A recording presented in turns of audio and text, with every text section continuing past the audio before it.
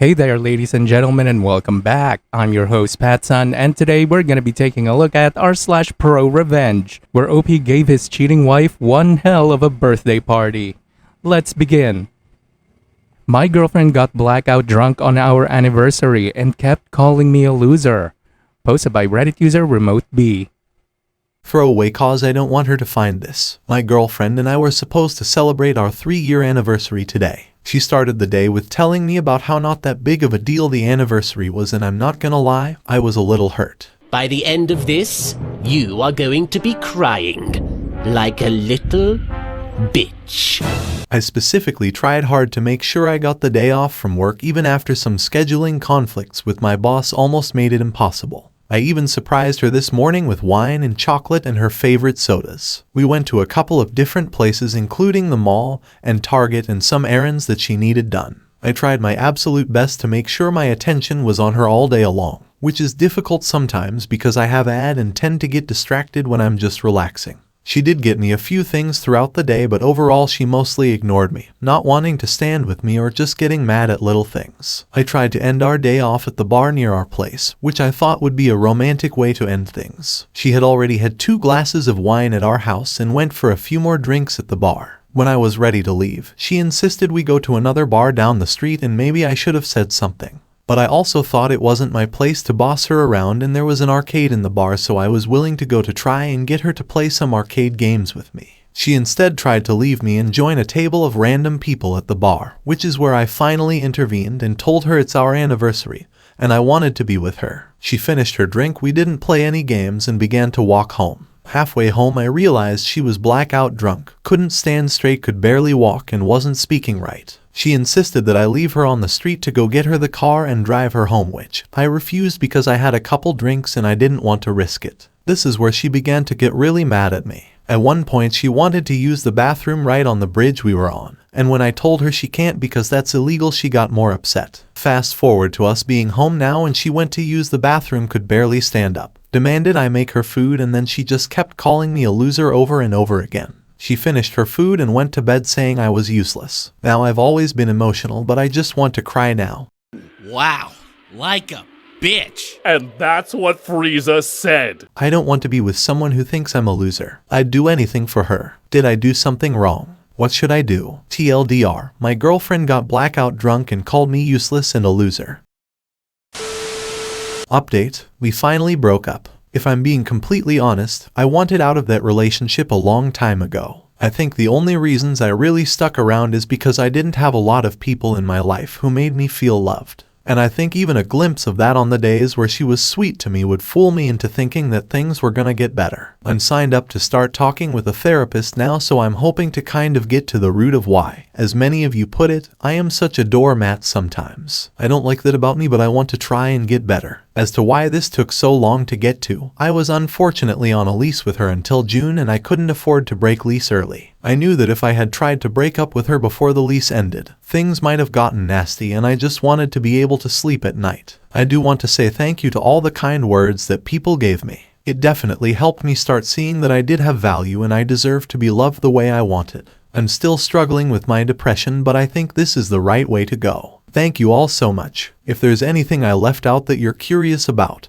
just ask and I'll try to answer as best I can. I am extremely disturbed that after being treated that poorly, your first response is to ask if you did something wrong. My goodness me, OP. I mean, I don't blame you. That is usually how abuse victims think. But anyways, congratulations for finally getting rid of her. It must have been a huge weight off your shoulders, OP. Best of luck to you. And now for today's second story. Exposing my wife's infidelity at her 50th birthday party. Posted by Reddit user Artistic Tim. Hey Reddit, I need to get something off my chest. I found out that my wife, let's call her Lisa, had been having an affair. In a whirlwind of emotions, I made a decision that forever changed the course of our lives. It all began when I stumbled upon some incriminating evidence on Lisa's phone. Text messages, explicit photos, and videos exchanged between her and another man. It was like a punch to the gut. The foundation of trust we had built over the years came crashing down in an instant. Anger, hurt, and betrayal flooded my heart. I couldn't let this go unnoticed. I wanted Lisa to understand the pain she had caused me and our family. And what better occasion than her 50th birthday party, a gathering of our closest friends and family. It might sound extreme, but I was fueled by a mix of anger and desperation. In the days leading up to the party, I meticulously crafted a PowerPoint presentation that would expose Lisa's affair. But as I worked on it, I had a change of heart. Instead of focusing solely on the incriminating evidence, I decided to showcase the beautiful moments we had shared over the years. During the party, I stood up and began my speech. I shared stories of how Lisa and I met, our wedding day, the birth of our daughter, and the countless happy memories we had created together. I wanted everyone to remember the love we once had. However, just as the atmosphere filled with warmth and nostalgia, I switched to the PowerPoint presentation. The screen changed, revealing the conversations between Lisa and her affair partner. Shock and disbelief washed over the faces of our guests as they saw the truth unfold before them. But the surprises didn't end there. I had taken a bold step and replaced Lisa's original birthday cake with one that displayed explicit images of her and her lover. As the cake was brought out, I encouraged everyone to sing happy birthday to Lisa, who was now visibly distraught. It was a jarring moment that no one expected. To add the final blow, I handed Lisa divorce papers in front of everyone. The room fell silent and tears streamed down her face. It was a devastating moment for her. In the aftermath, Lisa's family, including her parents, condemned my actions, claiming I had gone too far and publicly humiliated her. They thought it was unnecessary and cruel. However, to my relief, my own family, including our daughter, stood by me. They understood the pain I had endured and believed that my actions were justified. Reflecting on it now, I can't help but wonder if there was a better way to handle the situation. Perhaps seeking counseling or discussing our issues privately would have been more appropriate. But in the heat of the moment, I felt compelled to expose the truth in such a dramatic fashion. Reddit, I share this story not to encourage others to follow in my footsteps, but rather as a cautionary tale. Infidelity can be devastating, and the emotions it stirs can lead us down unexpected paths. Seek support, communicate openly, and consider all the consequences before making decisions that could impact your life and those around you.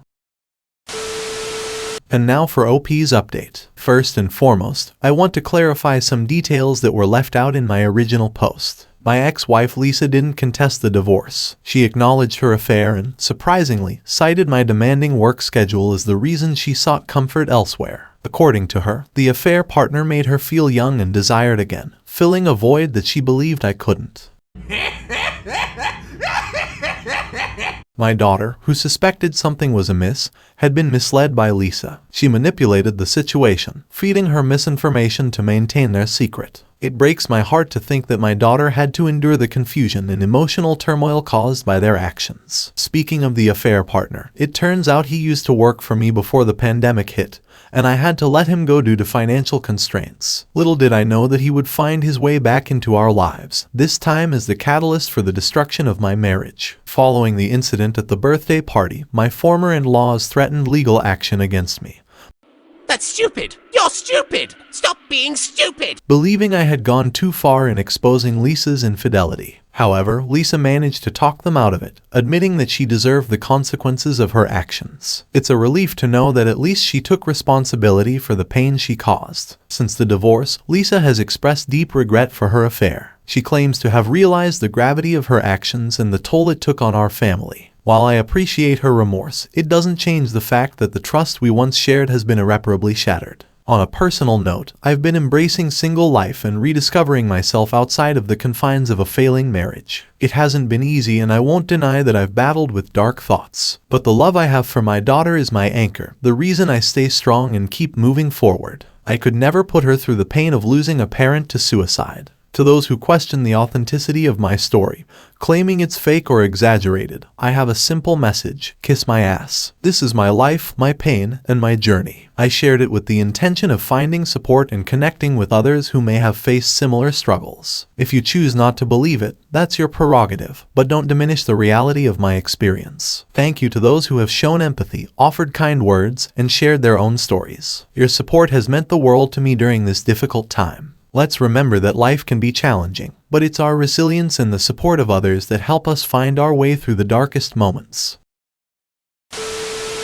So they worry about her public humiliation, but they don't care about the humiliation that you suffered for being cheated on? No, fuck all of them. Cut them out of your life, OP.